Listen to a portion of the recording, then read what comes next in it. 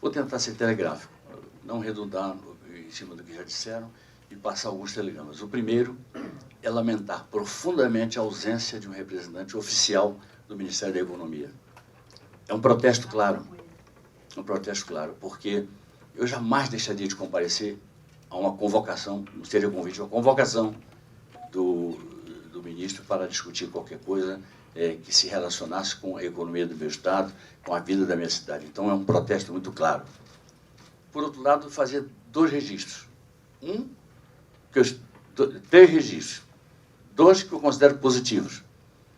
O presidente Jair Bolsonaro declarou na campanha que era a favor de se fortalecer a Zona Franca de Manaus. Então, eu tenho isso como palavra empenhada e palavra que será cumprida. E tenho a declaração dada a toda a bancada federal do Amazonas pelo ministro Guedes, um dos economistas que eu mais admiro e mais respeito, e nem por isso concordo com ele plenamente em tudo que ele diz. Costumamos usar, às vezes, roupas de tons diferentes, enfim, mas a admiração é imensa. O ministro Guedes declarou perante toda a nossa bancada federal que, inclusive na reforma tributária, encontraria a fórmula, que deve ser fora do IVA, porque no IVA eu não vejo, Marcelo, eu não vejo no IVA espaço para se graduar as vantagens comparativas da Zona Franca. Mas, de qualquer maneira, o problema não é meu. O ministro, ele prometeu que ia garantir no projeto do IVA a manutenção das vantagens comparativas da Zona Franca de Manaus. E a declaração menos, assim, mais desairosa é que, quando houve aquela confusão toda depois da decisão do Supremo Tribunal Federal sobre o IPI, o governo do Amazonas manda pelos seus técnicos algo que foi aceito universalmente. A chamada renúncia foi acrescida em 2 bi e 300. 2 B de bola e 300 M de Maria. E a Receita erra, feio, 16,8 bilhões, B de bola. E o ministro Guedes, que tem o dever da exatidão, ele poderia ter dito assim, ele falou 20 bilhões a 30 milhões. Ele poderia, como homem da matemática, ele deveria dizer 20 bilhões e 20 centavos, pronto. Estava mais exato. Mas ele disse de 20 a 30 bilhões. Eu pergunto, por que não de 20 a 89 milhões? 89 bilhões. Por que não 300 bilhões, enfim? Se é para falar o que a gente quer, a gente tem que procurar ter esse apego à verdade dos fatos para nós chegarmos a uma conclusão. Eu entendo, portanto, que essa ausência é lamentável, porque não se justifica. Deveriam ter interesse em discutir uma região estratégica importante, a mais estratégica região do país. Eu quero fazer uma comparação entre o polo de automóveis do Brasil e o polo industrial de Manaus. Eu prefiro chamar isso a Zona Franca, porque lá eu acho que nem se trata de uma zona e nem é franca, porque se paga muito imposto lá. Então não é nem zona e nem é franca. Eu vejo assim, eu choraria de luto se nós perdêssemos a indústria automobilística. Choraria de luto. Mas o Brasil continuaria com a sua vida normal. Viriam outras empresas para cá, ele acabaria se refazendo desse golpe duro. Agora, o Brasil não pode perder a floresta amazônica. E um dos sustentáculos da floresta amazônica é precisamente a atividade econômica produzida pela Zona Franca de Manaus, os resultados dali, que sustentam cerca de 79%, 80% da economia da região. E a gente sabe que a alternativa de curto prazo que o homem da região teria era avançar sobre a floresta. O deputado Marcelo Ramos tocou, eu estava louco para alguém tocar nesse assunto, ele tocou no assunto, de uma maneira, Marcelo, que você me permite, com um pequeno reparo. Tocou no assunto dizendo que, e ele estava certo, quem vai comprar produto agrícola de terra de índio, o presidente Bolsonaro se equivoca terrivelmente quando ele diz que não é para fazer a demarcação. Não se demarca mais. Como ele se equivoca no caso dos carrinhos. Criança tem que andar presa em carrinho atrás do carro mesmo. Enfim. E eu digo, Marcelo, porque eu tenho certeza absoluta de que a floresta amazônica, amazonense, aquela que é protegida pela Zona Franca de Manaus, com repercussões planetárias, ela jamais será desmontada, porque o resto é assim, num ano desmata mais, no outro ano desmata menos. Mas, se houvesse a necessidade de se devastar para valer, para se trocar por atividades agropastoris, haveria uma tensão militar enorme e haveria até uma tensão diplomática primeiro e uma certa ameaça militar, porque o mundo, simplesmente o mundo, mas a Floresta Negra na Alemanha foi destruída. Foi, mas a Alemanha não permitiria que se destruísse a Amazônia, a floresta amazônica, sobretudo na sua parte maior. Embaixo, ela cobre 1.500.000 quilômetros quadrados. Ela não permitiria. Aí eu peço a todos que meditem sobre se a Alemanha fosse dona da floresta amazônica.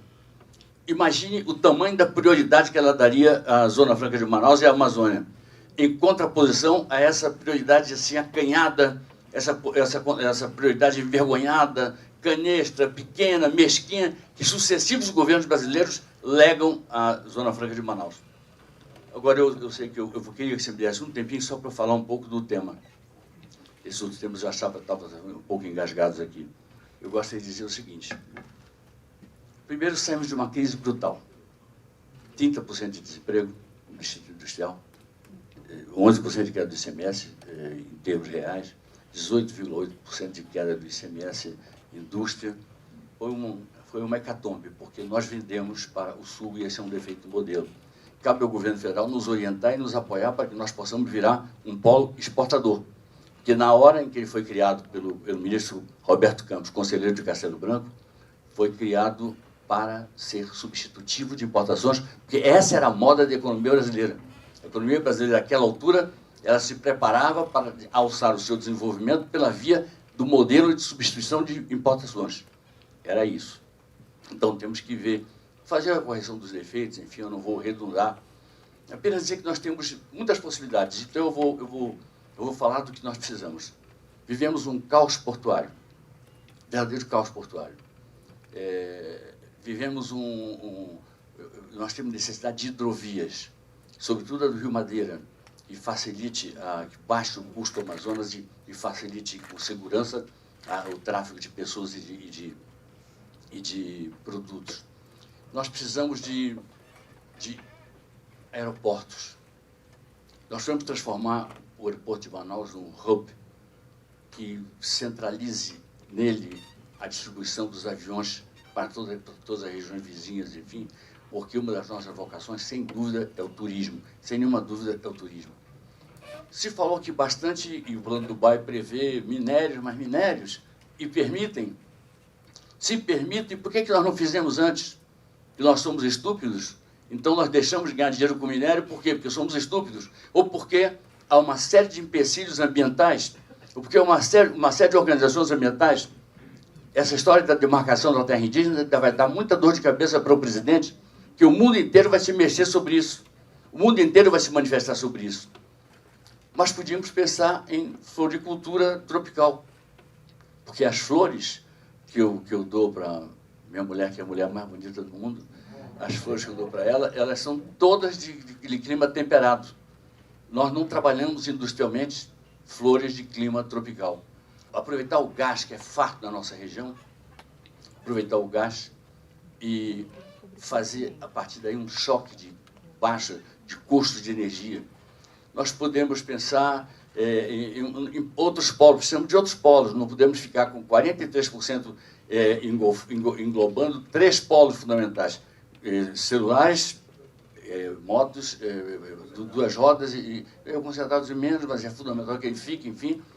Que, uma vez me disse uma pessoa de muita responsabilidade do Ministério da Economia, se Arthur, você está brigando por causa de 80 empregos? Eu digo, não, eu estou brigando por causa de mais de 10 mil empregos no interior do Estado, e o grande mal, eu dizia ao André Perfeito aqui, é que de cada 100 brasileiros, disse o professor Márcio Holland, da Fundação Getúlio Vargas, de cada 100 economistas brasileiros, 110 nunca pisaram na Amazônia, ou pisaram para fazer turismo ecológico, mas jamais se dedicaram a realmente, fora dos seus compêndios já meio marcados, meio carimbados, meio dados de cartas marcadas, fora dos seus compêndios, não estudaram para valer a Amazônia É preciso essa interação, que exigiria humildade da parte deles, de nossa parte não faltará humildade, humildade para aprenderem conosco.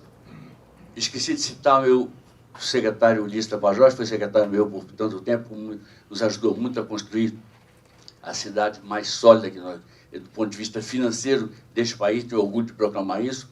Hoje, Ulisses, com uma previdência independente, com uma agência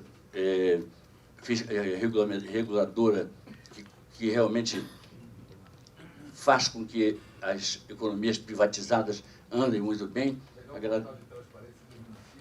o mais transparente do município, mas a minha ambição é ser o mais do Brasil, viu? A ambição é ser o mais transparente do Brasil. Muito bem. Então, nós temos 1000 possibilidades. O Plano do Bairro é bom.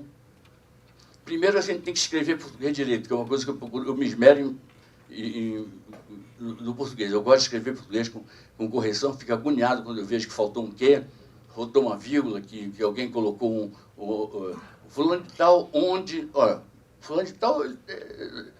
o qual, tudo bem, fulano tal que, mas não o fulano do qual, onde, ele não é uma casa, ele não é um edifício para você colocar esse onde mal posto.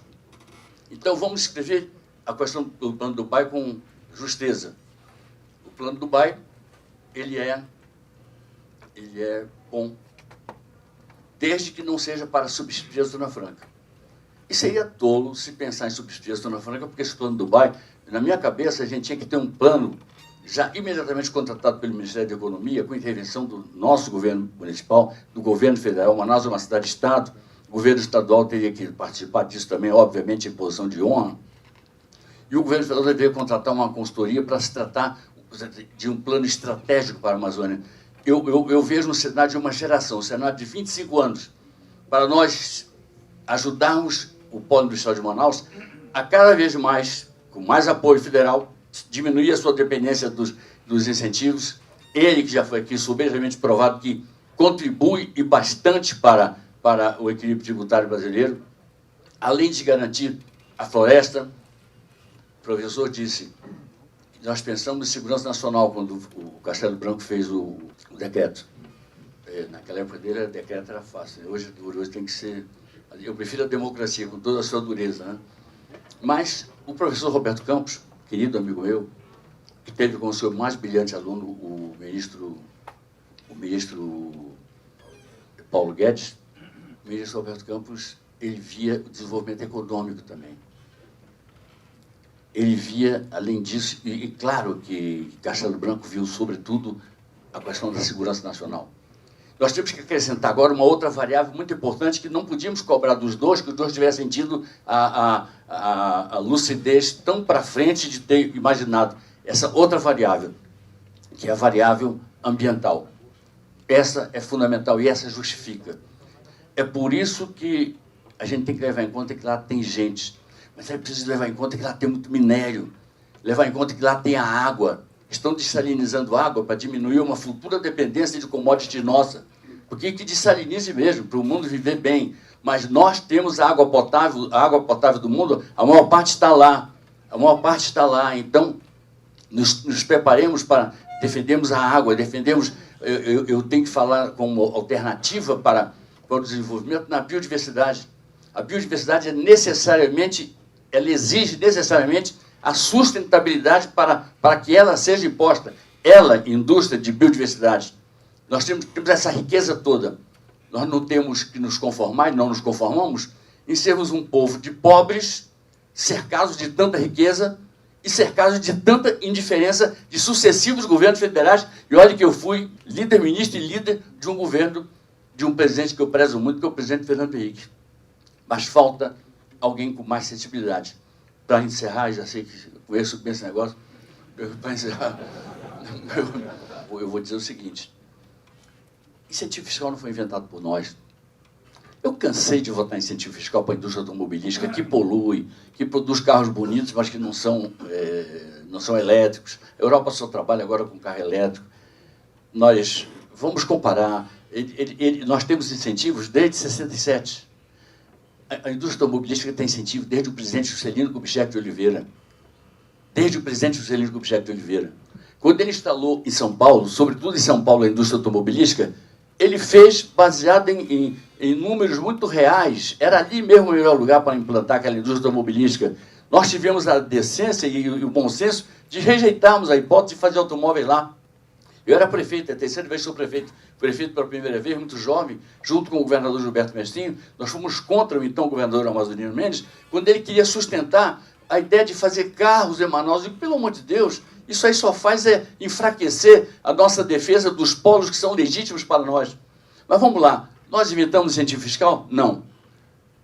A França do seu meio-dia, a França do seu midi, o midi francês, não se desenvolveu à base de incentivos fiscais? Ao mesmo tempo, a Itália do Sul, a Itália do Mezzogiorno, não se desenvolveu à base de incentivos fiscais?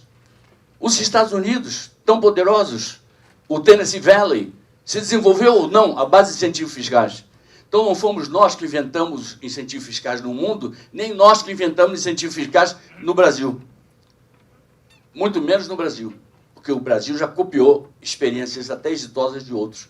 Agora, nós demos mais certo que a Sudã, nós demos mais certo que a Sudene, nós somos o mais exitoso modelo de desenvolvimento regional que esse país já conheceu, e é preciso as pessoas taparem os olhos, tirarem a venda dos olhos e perceberem que lá tem uma região que é, de fato, sob qualquer aspecto, militar, exatamente militar, ecológico, sem dúvida, não vamos nem discutir isso, econômico.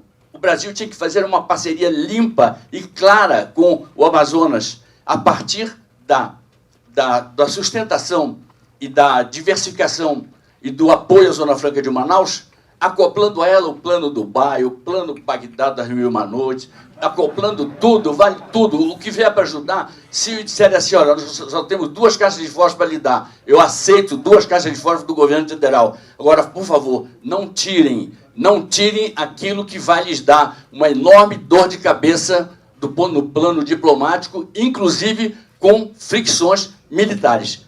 Eu digo isso como diplomata, digo isso como homem que tem 40 anos de vida pública, e digo isso porque é a minha opinião, que pode ser contestada por qualquer um. Aliás, eu vi que se o governo faltou aqui, não faltou quem reprovasse o modelo na plateia, ou seja, uma reunião democrática, que faltou apenas o governo vir aqui dar a sua opinião e nos contraditar ou nos apoiar, e se nos apoiasse é uma associação de apoio que eles dão sempre, enfim. Mas muito bem, eu não vou me alongar, apenas dizer que nós temos opções, muitas opções. Nós temos primeiro que resolver a nossa telefonia celular que não funciona direito. A nossa internet não funciona. Eu já falei do caos portuário, já falei de tantas vicissitudes que nós temos no campo da infraestrutura. O plano Dubai veio, foi ventilado assim, e não sabe quem fez o plano Dubai, que quando dá a impressão que é para substituir a Zona Franca, ele desencoraja investidores na Zona Franca de Manaus. Desencoraja investidores. Se eu estou vendo que vai ter um plano Dubai em vez do plano Manaus, obviamente que eu não invisto mais lá. Eu não vou mais tratar de aumentar meus investimentos lá, nem vou tratar de ir para lá. Eu vou esperar para ver o que dá. Então tem que ser bem claro que vem o plano Dubai, que vem o plano Nova York, que vem o plano Londres, que vem o plano Mil e Uma Noites, que venha qualquer plano, mas que esse plano venha dizendo assim, para complementar um dos mais pujantes, do ponto de vista econômico, polos industriais do Brasil. E o mais estratégico polo industrial do Brasil, até pela defesa que faz dessa variável chamada ambiente. Muito obrigado. Obrigado, prefeito.